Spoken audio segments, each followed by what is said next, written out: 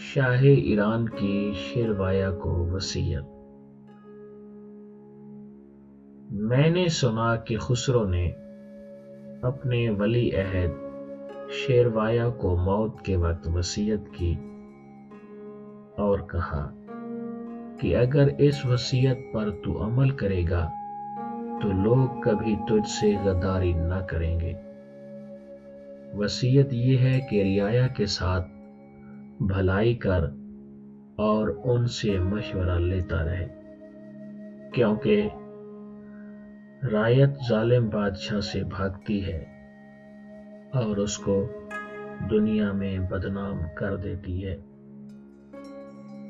اور جو بری بنیاد رکھتا ہے وہ تھوڑے ہی وقت میں اپنی بنیاد کھو دیتا ہے۔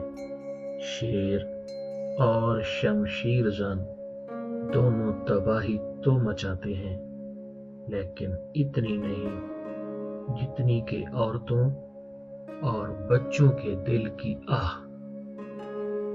بیوہ عورت کا جلایا ہوا چراغ شہر بھر کو جلا دیتا ہے۔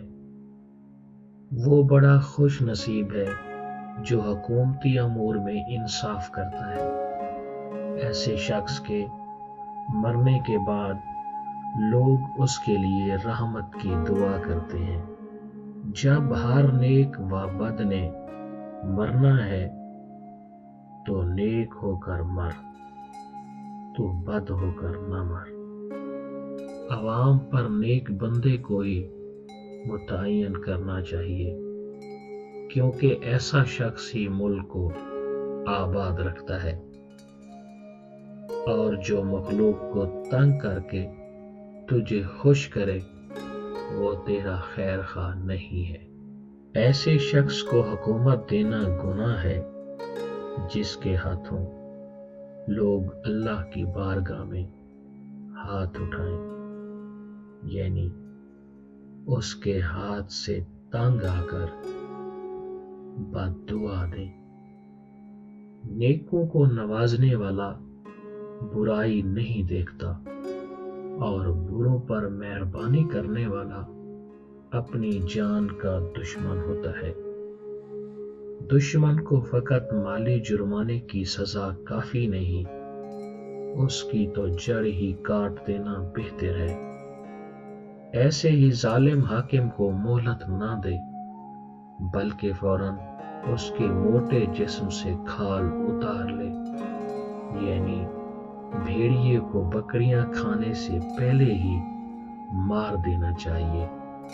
اس طرح دشمن کو نقصان پہنچانے سے پہلے ہی ختم کر دینا چاہیے۔ بلی کو پہلے ہی دن قتل کر دینا چاہیے، یعنی ڈھیل دینا رعب کو ختم کر دیتا ہے۔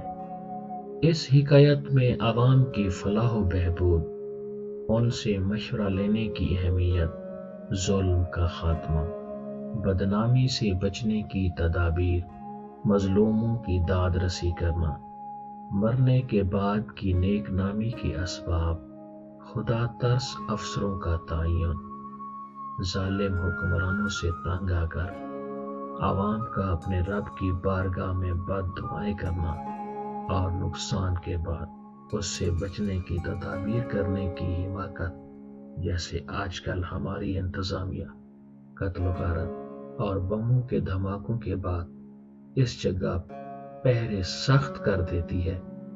بھلا جرائم پیشہ لوگ اتنے ہی بے وقوف ہیں کہ ایک جگہ واردات کرنے کے بعد دوبارہ بھی اسی جگہ واردات کریں گے؟ اتنے وسیع ملک میں ان کو کوئی اور جگہ نہ ملے گی۔ کرو مہربانی تم اہل زمیں پر، خدا مہرباں ہوگا عرش بری پر۔ ہیں لوگ وہی جہاں میں اچھے، آتے ہیں جو کام دوسروں کی۔